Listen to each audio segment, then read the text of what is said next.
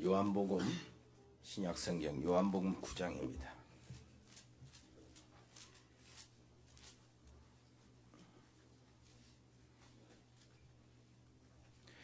(1절부터) (5절까지) 같이 읽겠습니다.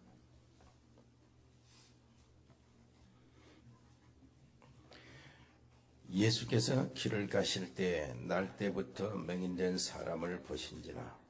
제자들이 물어 이르되 라삐여, 이 사람이 맹인으로 난 것이 누구의 죄로 인함이니까? 자기니까 그 부모니까? 예수께서 대답하시되 이 사람이나 그 부모의 죄로 인한 것이 아니라 그에게서 하나님이 하시는 일을 나타내고자 하심이라. 때가 아직 낮음에 나를 보내신 이의 일을 우리가 해야 하리라. 밤이 오리니 그때는 아무도 일할 수 없느니라. 내가 세상에 있는 동안에는 세상의 빛이로라. 아멘. 오늘 말씀, 도전의 여정, 나를 향한 하나님의 계획에 도전하자. 나를 향한 하나님의 계획을 찾고 거기에 뛰어들어가야 되겠죠. 그러면 거의 다 치유가 됩니다. 인생 전체가 치유가 되죠. 하나님의 큰 계획은 어찌됐든 세상 구원입니다. 큰 계획이요. 하나님의 역사의 중심이 세상을 구원하는 구원사로 올라가죠. 그 속에서 시대마다 하나님의 계획이 있고요.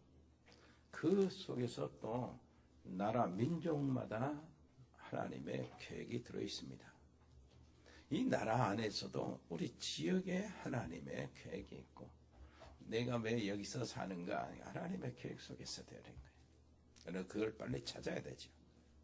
그리고 우리 가정과 가문에 대한 하나님의 계획이 있어요. 나를 왜 먼저 불러셨는가? 내가 왜 모태신앙에서 낳는가? 이거 다 하나님의 계획이 있어요. 그리고 내 개인에 대한 하나님의 계획이 있습니다. 내 개인, 인생, 하나님 왜 나를 이 땅에 보내셨는가? 이게 다 계획이 있어요. 그뿐만 아니라 내가 받은 그 기능이잖아요. 소질, 기질, 이것도 다 하나님의 계획 속에 들어갑니다. 특별히 오늘 본문의 이런 상황들을 이렇게 보면은 아주 세밀하게 내 인생 속에 크고 작은 사건, 문제, 만남, 어려운 일, 좋은 일, 이것이 하나님의 계획 속에 있다. 이 사실을 기억해야 합니다. 오늘 본문에 그러잖아요. 제자들과 함께 예수님이 길을 가실 때 길가에 소경으로, 맹인으로요, 이렇게 나면서 이렇게, 그리고 길가에 이제 구걸하는 요 사람이 있었어요. 이제 제자들이 가다가 물어봅니다. 저 사람이 어떻게 저런 저주 재앙 속에 받은 사람이 되었습니까? 그러니까 제자들이 이렇게 그러면서 물어봤어요. 자기 죄 때문에 저걸 저렇게 당하는 겁니까? 안 그러면 자기 부모의, 저 사람 부모의 죄 때문에 제 자식이 봉을 받는 겁니까? 이렇게 물어봤어요. 그러니까 이제 율법적이죠. 아직 제자들은 인과응보로 전에 잘했기 때문에 부모의 덕을 이런 식으로 바라봤어요. 그런데 예수님이 대답은 뭡니까? 자기 본인의 죄로 저 맹인돼 가지고 저기 앉아 있는 것도 아니고, 지 부모들의 죄로 인하여 저렇게 저주받고 재앙받는 게 아니다. 뭐라 그랬어요? 읽어볼까요?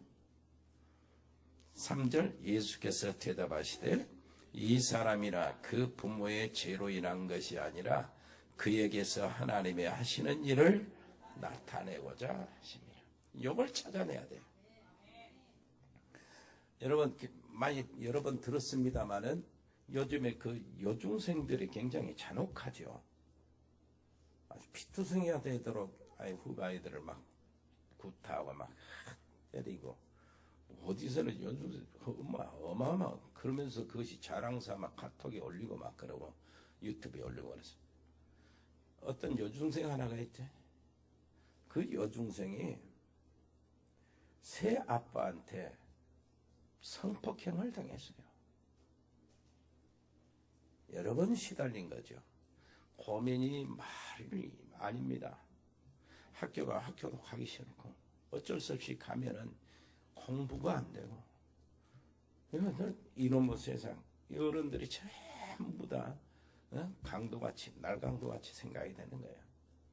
엄마한테 말할 수도 없어요. 그건 엄마하고 직접적인 문제가 상처받고 무슨 일이 터질까 봐. 학교 선생님이 더구나 왜 요즘에 공부 안 하고 너네 왜 요즘에 딴책 피고 엉뚱한 생각을 하고 엉뚱한 짓 하냐 물어봐도 그 말을 대답할 수가 없어요. 친한 친구들한테도 말을 못해. 그거는 너무나 충격적이고 감춰야 될 비밀이라. 이것 때문에 충격을 받는 거예요. 아무것도 하기 싫은 거예요. 그래가지고 막 세상이 너무 조주스럽고. 그런데 우리 교단에 있었던 일이라 청소년 수련회에 갔습니다. 여름에. 그 가서 하나님 말씀을 듣는데 복음이 뭔가, 그리스도가 어떤 뜻인가, 그것이 나하고 무슨 상관이 있는가, 이걸 딱 들은 거예요. 근데 이 메시지 말씀이 이 아이한테 꽂힌 겁니다. 그리고 쫙 열려졌어. 야, 마음이 편해지기 시작하는 거야. 그 속에 하나님 말씀이 자리 잡기 시작하니까. 그래서 자기를 데리고 간 목사님한테 얘기를 한 겁니다. 뭔 얘기를 했냐니까. 자기 감췄던 얘기, 친구들한테도 말 못한 얘기를 꺼내놨어. 그 뭔 말이죠? 이제 그 안에 치유가 되고 있다는 얘기요. 말씀이 잡았다는 얘기입니다. 그 저주에서 빠져나온다는 얘기 아니겠어요? 그런데 목사님이 그렇게 이야기한 거야. 야, 너 참 귀한 경험을 했다는 거야. 어? 그런 경험을 안 하는 것이 고통스럽지만은, 그러나 너는 특별한 경험이요. 가만히 보니까 네가 사명자다. 이거 무슨 말인지 몰랐죠. 이게 잘 됐다고요? 이런 마음으로 목사님 쳐다보는데 목사님 그렇게 이야기하는 거예요. 지금 말이야, 너보다 더 심하게 성폭행을 당하고 동네에서 아저씨들한테 당하기도 하고 학교에서 오빠들한테 당하고 심지어는 여자애들한테 막 수치를 당하고 이렇게 하고 하는 세상인데, 너 그런 애들이 지금 어떤 애들은 정신병원에 입원해 있다. 어떤 애들은 그 감당 못해가지고 자살한 애들 있고, 그걸 버티려고 하다가 자기 몸을 술집에 내팔고 이렇게 몸을 파는 그 속에 자기 인생을 내던지는 애들이 얼마나 많은지 몰라. 그리고 지금 너같이 고민하면서 시달리고 말할 데가 없어서 얼마나 아픔을 당하는 애들이 많은데, 그런 애들을 만나가지고 목사님이 얘기하겠냐? 목사님이 얘기한다고 그 애가 맥히기는 하겠냐? 바로 네가 당사자요, 네가 증인이요, 네가 그 애들을 살리고 네가 받은 복음으로 인하여 하나님의 뜻을 이루는 것이다. 그러니 네가 사명자 아니겠냐? 아무도 가지 못하는 곳에 너는 갈 수 있다. 아무도 쉽게 만날 수 없는, 마음을 열 수 없는 그 아이들에게 네가 가는 것이다. 네가 증인이니까. 그래서 그 일이 너한테는 참 아픔이 된 일이지만은, 그 아픈 경험이지만은 그것이 하나님의 계획적으로 볼 때는, 계획이란 점에서 볼 때는 사람 살리는 경험이다. 이거 축복 아니냐? 무슨 말인지 알겠어요? 이게 이제 하나님의 계획인 거예요. 옆에 사람 이해합시다. 하나님의 계획을 찾는 거예요. 그 속에 들어가는 거예요. 이게 오늘 우리가 도전해야 될 것입니다. 우리는 과거들이 많이 있잖아요. 상처들이 많이 있어요. 그것을 하나님의 계획을 딱 찾아내고 그에 뛰어 들어가는 거예요. 먼저 그러면은 하나님이 원하시는 나에 대한 첫 번째 계획이 뭐겠습니까? 복음하는 겁니다. 그리스도를 만났으니까, 구원받았으니까 이제 복음이 무엇인가를 아는 거예요. 그리고 그 복음을 누리기 시작하는 겁니다.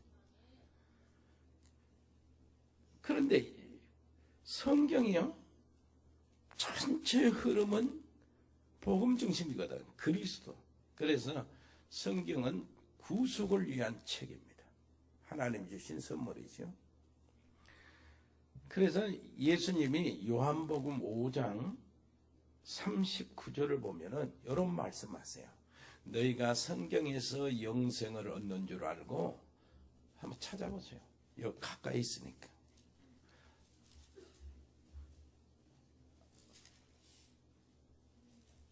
시작.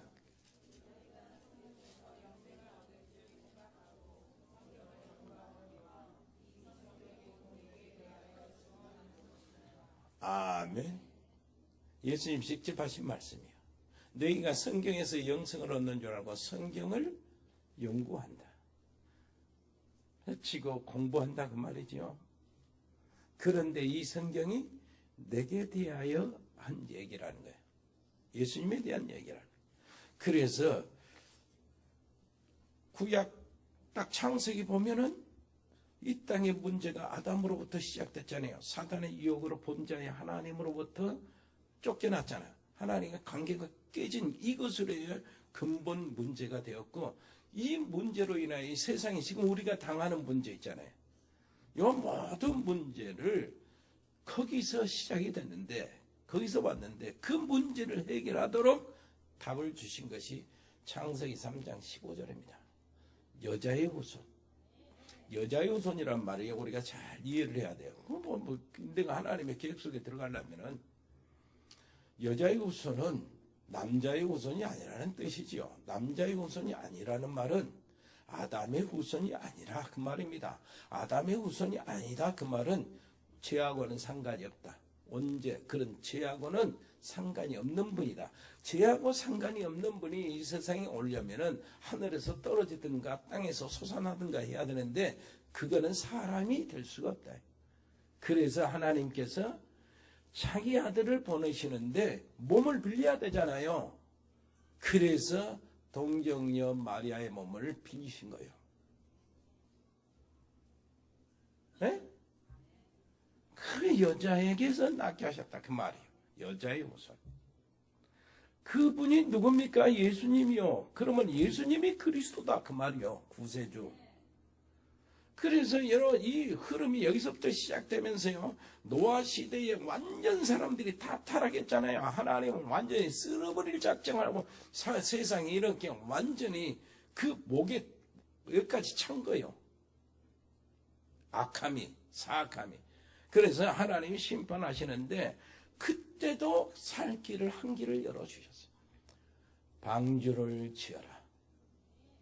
아멘.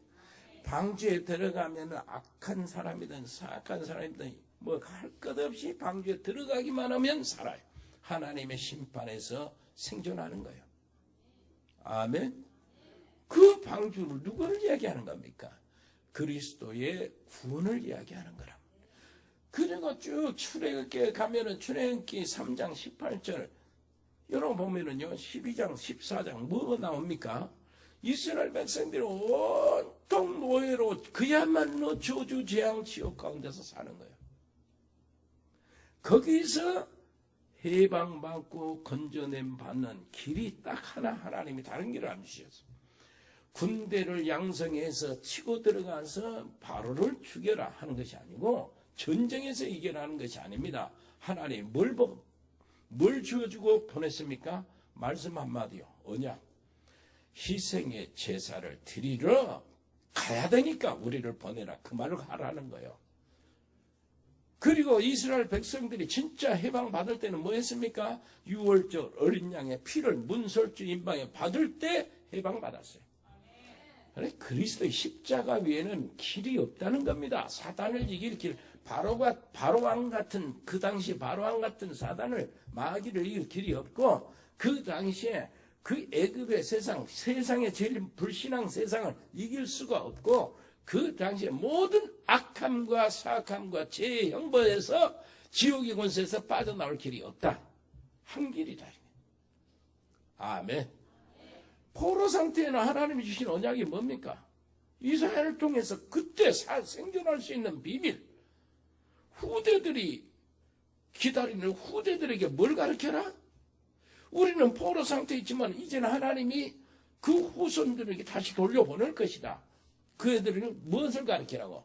보라, 처녀가 잉타하여 아들을 낳을 것이니 그 이름을 임마누엘. 처녀가 낳은 아들, 그리스도란 말이에요.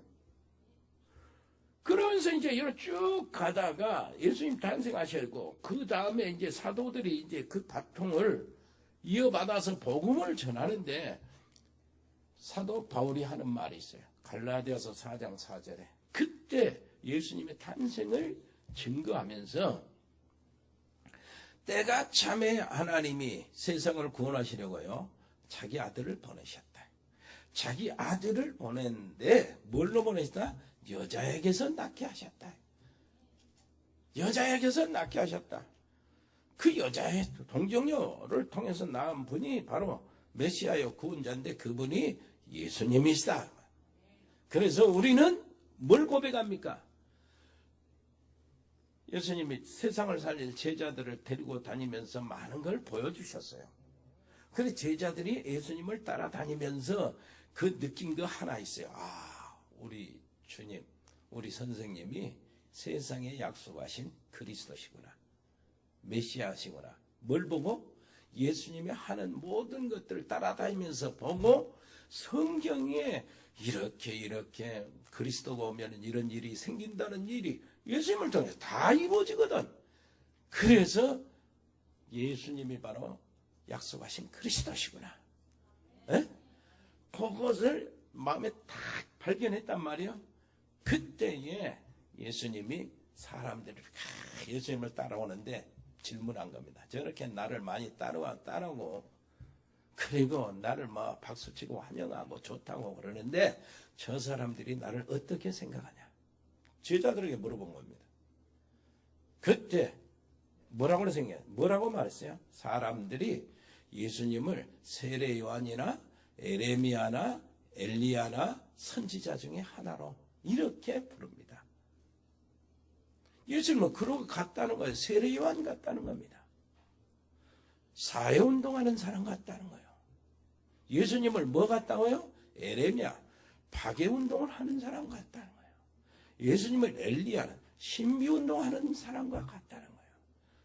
선지자 중에 하나, 예수님 그리스도의 복음은 종교 중에 하나, 소크라테스, 공자, 석가, 예수 그 중에 하나. 이런 식으로 보던데요. 이때 예수님이 세상을 살리러 보낼 제자들에게 진짜 질문하는 겁니다. 3년 동안 너희들이 어떤 나를 발견했는가? 그리고 예수님이 진짜로 물어보는 거예요. 너희는 나를 누구로 하냐? 그때 베드로가 대답합니다. 같이 해볼까요? 주는 그리스도시요 살아계신 하나님의 아들이십니다. 저게 이제 요 고백을 한 겁니다. 이때 주님이 너무나 좋아서 이런 식이야. 좋다. 잘 됐다 이제. 이제는 걱정 않고 가겠다 그 말이요. 너희들한테 세상 구원을 맡겨놓고 갈 수 있겠다. 왜 그런 줄 압니까? 제자들이 능력이 좋아서 믿음이 좋아서 제자들이 지혜가 있어서 그 얘기가 아닙니다. 제자들이 답을 얻었다 그 말이에요. 세상을 살릴 유일한 답을 제자들이 이제 그거를 깨닫고 그것을 얻었다는 거 말이에요. 아멘. 섞어진 것 말고 오직 예수.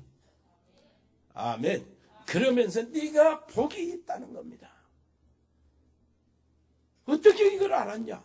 이건 지식으로 아는 것이 아니고 하늘에 계신 내 아버지께서 너희들에게 알게 하셨다. 내가 예수가 그리스도라는 사실을 하늘에 계신 아버지 하나님께서 알게 해주셨다. 옆에 사람 이해합시다. 그래서 당신이 복이 있는 거예요. 그래서 여기 앉아있는 것이 복이 있는 겁니다. 그래서 오늘 이 말을 듣는 것 자체가 복이에요. 그러면서 하는 말이 이 고백, 이 신앙, 믿음 고백 위에 내 교회를 세우겠다는 거예요. 주님이 친히 교회를 세우겠다는 거예요. 우리가 숫자가 많지 않아도요, 그 고백으로 꽉 뭉쳐 있고요, 그리스도가 우리의 머리 되시고 딱 된다면은, 그건 실제적으로 말만 아니고 실제적으로 그렇게 된다면은 주님이 이 교회를 세워가시는 교회가 됩니다. 주님이 세워가시는 교회. 아멘. 그러면서 이 교회는 음부의 권세가 이기지 못하, 사단의 세력, 악한 더러운 귀신, 악한 영, 미혹의 영, 혼미케 하는 영, 이런 것들이 우리 교회는 틈타지 못한다는 거예요. 그러면서 주시는 말씀, 천국 열쇠를 너게 주겠다. 여러분, 옆에 사람이 천국 열쇠를 갖고 다니세요. 갖고 다녀. 열쇠 있는 사람이 아무리 좋은 차도 키가 있어야 딱 몰고 가지. 하나님이 주신 천국 열쇠를 소유하시고 늘 갖고 다니시기를 바랍니다. 그래서요, 하시는 말씀이 바울은 이렇게 고백합니다. 십자가의 도가 멸망하는 자들에게는 미련하게 보인다는 거예요.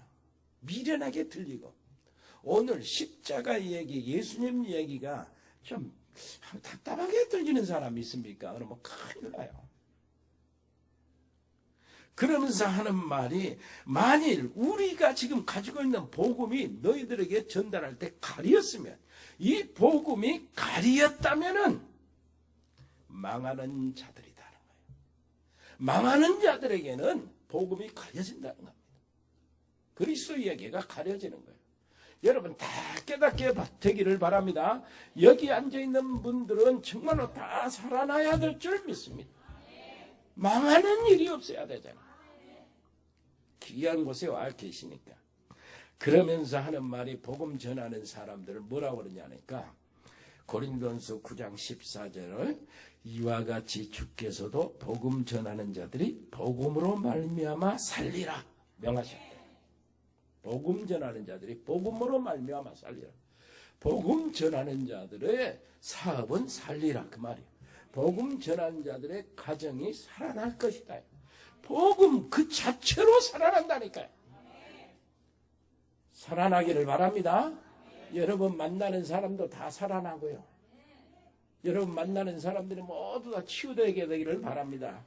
그래서 제대로 시작하는 신앙생활의 첫째 조건이 뭐라고요?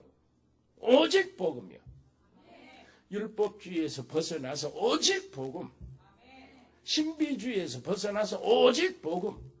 인본주의 인간 수단에서 벗어나서 오직 복음. 맞습니까?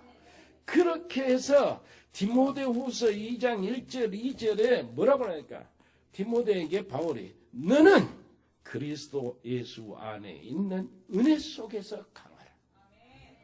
강하게 되시기를 바랍니다. 완전 치유가 되는 거예요. 이것이 바로 하나님이 원하시는 맨 첫째 나를 향한 계획이요. 어찌됐든 복음을 알아야 되잖아요. 그래야 하나님이 쓰시든가 그런 준비가 되지. 일단 답을 알아야지. 답이 있어야지 심부름을 보내지. 맞지요? 세상에 답이 없을, 이 사람 저 사람 만날 때요, 하나님은 구원받을 자를 숨겨놓고 제자들을 숨겨놓는답니다. 표 안 나게. 어디 교회에서도요, 제자들은요 중직을 안 맡아도 상관이 없어요. 그냥 숨어 있어요. 그게 중요한 것이 아니야. 자리가 중요한 것이 아니고 그 사람 중심은요, 하나님의 일이 중요해요. 하나님의 이름이 중요하고 하나님의 영광, 하나님의 뜻이 중요하기 때문에 조용히 하나님 말씀을 받는 것입니다. 그러다가 진짜를 만나게 되는데, 이런 사람은 숨겨놨는데, 저 가서 숨겨놨어요. 그런데 하나님이 속습니까? 하나님이 다 아시잖아요. 누구한테 붙일 것인가? 바울이 진짜 제자요, 사도인데 누구한테 붙일 것인가? 다메섹에 있는 누구한테요? 아나니아라는 제자한테 붙이신 거라. 무슨 말인지 알겠습니까? 답을 가지고 있는 사람에게 붙이신다고 말해요. 능력 있는 사람에게 붙이는 게 아닙니다. 돈 있고 힘 있는 사람에게 붙이는 거 아니에요. 돈 있고 힘 있고 능력은 하나님 앞에 그걸 내놓으려면은 정말 창피해서 못 내놓은 거예요. 하나님이 주시면 됩니다. 능력, 돈, 힘 하나님이 주시면 돼요. 근데 문제는 우리가 진짜 믿음으로 이렇게 나오는 것이니까 이 답이 내게 있냐 없냐. 세상을 살릴 답이 있냐 없냐가 문제예요. 사단을 이길 답이 있냐. 죄와 저주와 지옥의 권세에서 빠져나올 답이 있냐 없냐. 이게 문제라니까. 그래서 오직 예수, 오직 성령, 오직 증인, 그렇게 이야기하는 겁니다. 두 번째요. 왕 대신 그 예수님이 그분의 나라를 구하도록 보내시잖아요. 그래서 부활하신 예수님이 뭐라고 합니까? 감람산에 제자들을 모아놓고 40일 동안 그 나라에 대해서 설명을 한 거예요. 말씀하시고 나라에 대한 그 어떻게 하나님 나라를 구하라 미션을 주시고 그랬단 말이에요. 그래서 예수님의 나라를 구하는 것이 우리의 두 번째 하나님의 계획이에요. 이게 하나님의 백성이 됐고 완전한 복음의 사람이 됐으면 이제는 그 사람을 통해서 하나님 나라가 이루어지는 것이 하나님 계획 아니겠어요? 이제는 하나님의 나라를 구하는 것이 하나님의 계획이란 말이에요. 그래서 예수님이 미리 말씀하시죠. 마태복음 6장 31절로 33절 뭐라 그럽니까? 무엇을 먹을까 무엇을 입을까 염려하지 마라. 무엇을 먹을까 무엇을 마실까 무엇을 입을까 염려하지 마라. 이것들은 다 불신자들 이방인들 하나님과 관계없는 자들이 하는 염려다. 너희는 하나님의 자녀 아니냐. 너희 아버지께서 무엇이 필요한지 있어야 될 것을 다 아신다는 거야. 그러므로 한번 따라서 합시다. 너희는 먼저 그의 나라와 그의 의를 구하라. 그리하면 이 모든 것을 더하여 주시리라. 뭔 말인지 알겠습니까? 그의 나라 뭔 말입니까? 세계복음화. 그의 의가 뭔 말입니까? 그리스도요. 하나님의 의가 그리스도잖아요. 그리스도와 세계복음화. 그리고 정말로 그의 의 그리스도 뭡니까? 복음과 전도와 선교. 하나님 나라 전도 선교 복음 그리스도 뭔 말인지 알겠습니까? 그래서 이 일을 계속하기 위해서 하나님 나라의 일들이 확산되고 그 전 세계 곳곳에 모든 도시마다 그리스도의 깃발이 꽂혀지는 이런 때가 하나님의 계획이란 말이에요. 그러면 누가 꽂혀야 됩니까? 정말로 여러분들 우리가 꽂혀야 되는 거예요. 꽂아야 된단 말이에요. 깃발을 꽂아야 돼요. 거기에서 진짜 복음을 하는 제자들이 한 도시마다 교회가 있어져야 되고 그 일환으로 우리가 100명의 신학생들을 세워서 세계에 보내자. 그거야 아닙니까? 그게 하나님 나라와 하나님의 의란 말이에요. 그래서 갈보리산 십자가로 답을 얻고 감람산 부활하신 주님의 미션을 이루고 그리고 정말로 이 오순절 응답을 통해서 성령의 능력을 받아서 감당하는 겁니다. 이게 하나님의 나를 향한 계획이요. 두 번째 계획. 옆에 사람이 합시다. 하나님의 나라. 두 번째 계획입니다. 그걸 찾아내야 돼요. 사단은 결박되었고 귀신은 쫓겨납니다. 그 일이 어디서 나타난 겁니까? 하나님 나라 임할 때. 그래서 마태복음 12장 28절에 그런 겁니다. 그러나 내가 하나님의 성령을 힘입어 귀신을 쫓아내는 것이면 하나님 나라가 이미 너에게 임하였느니라. 그래 하나님 나라의 특징이 뭡니까? 주님이 통치하시고 왕이 되시는 겁니다. 주님이 통치하시고 만왕의 왕 되신 주님이 나와 함께 계시고 우리 집에 있고 우리 사업처에 있으면 거기 안에 있는 흑암 사단의 나라는 무너지게 돼 있다. 성령의 역사하심으로 귀신이 쫓겨나가는 것이면 이미 너에게 뭐가요? 하나님 나라가 임하였다는 거예요. 여러분 가정에 하나님 나라가 임하기를 바랍니다. 여러분 속에 주님이 왕이 되셔서 여러분들을 다스리시기를 바랍니다.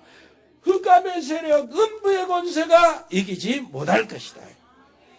하나님의 나라 알지요? 누가복음 10장 19절에는 예수님이 이런 말씀하셨어요. 70인들이 이제 예수님 보내심을 받고 둘씩 현장에 가서 전도하고 하는데 보고를 합니다. 주의 이름으로 귀신들이 우리에게 항복하던데요. 그러니까 예수님 하신 말씀이요. 누가복음 10장 19절 내가 뱀과 정갈을 밟으며 원수의 모든 능력을 제어할 권세를 너에게 주었다. 너희를 결단코 이길 수 없다. 그러면서 하시는 그 말씀, 그 뒤에 있는 말씀이 있어요. 이것이 정말로 너희들에게 기쁨이 되겠지만은 이건 실제로 진짜는 네 이름이 하늘나라에 기록된 것이 축복이라는 거예요. 그 증거라는 거예요. 옆에 사람이 봅시다. 내 이름이, 당신의 이름이 천국에 기록되어 있어요. 그 사람의 특징이 뭐냐? 나가는 발걸음에 흑암의 세력이 무너지는 것 특징입니다.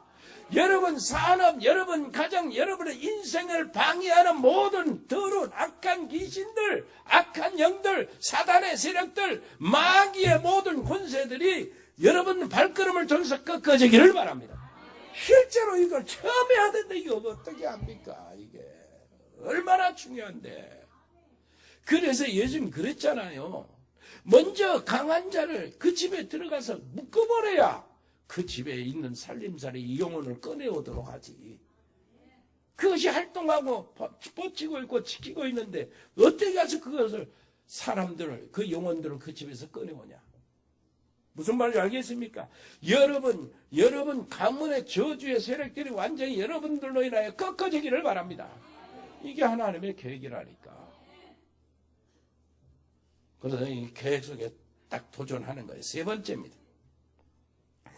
세 번째 절대적인 계획은 성령의 권능을 받아 복음의 증인이 되는 거예요. 내가 바로 복음의 증인이 되는 겁니다. 하나님의 계획은 성령 충만이에요. 왜 그러냐 하니까 예수님이 십자가에 못 박히셨잖아요.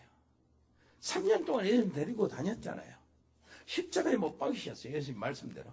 그런데 믿지도 않았는데 어떤 일이 벌어진 거예요. 희한한 일이. 정말로 불가사의한 일이 벌어졌는데 예수님이 말씀하신 대로 4일 만에 부활하셨단 말이에요. 부활하신 예수님을 봤는데도 세상 걱정이 앞서는 거예요. 무슨 걱정이요? 제자들이 가면 잡아가잖아요. 예수님을 죽인 자들이 제자들도 죽일 건 뻔해요. 잡아갑니다. 그러면은 나만 잡아가서 죽이면 나는 괜찮아요. 뭡니까? 내 가족들이 있잖아요. 자녀들은 어떻게 하고 저들은 어떻게 먹고 살고 그런 걱정이 확 들어차는 거예요. 그러니까 걱정 안 할 수가 없어. 그런데 이 치고 들어오는 이 걱정 염려를 어떻게 해결한다고요? 제자들은 은근하게 기다렸어요. 예수님이 실세가 돼가지고 부활하신 예수님이 막 나타나면 다 엎드릴 거 아니냐. 그러면서 물어보는 거예요. 제자들이 물어봤어요. 주님 나라를 회복하신 것이 있답니까? 우리가 이제는 고생 그만할 때가 있답니까? 그 말이요. 걱정 염려 안 될 때가 있답니까? 이럴 때 예수님이 대답하시는 겁니다. 그것은 너희 알 바 아니라는 거예요. 너희가 지금 관심을 갖는 건 네 자녀들 걱정, 가족들 걱정, 네 앞날 걱정, 네 죽고 살고 하는 것, 그 걱정이 네가 할 것이 아니라는 거예요. 그것은 하나님이 알 바, 하나님이 자기의 권한에 두셨으니 너희 알 바 아니라는 겁니다. 네가 신경 쓸 건 다른 것이 있어요. 진짜 환경 문제가 여기 앞에 놓였는데 내 사업의 문제, 가정의 문제 네 앞에 놓였는데 너 이거 신경 쓰지 말라는 거예요. 그게 이제 믿음이 필요하다니까요. 거기에 도전이 필요해요. 그러면서 하는 말씀이 오직이요 성령이 너에게 마시면 너희가 권능을 받고 예루살렘과 온 유대와 사마리아와 땅끝까지 이르러 내 증인이 되리라. 그것이 진짜 답이었어요. 알고 보니까.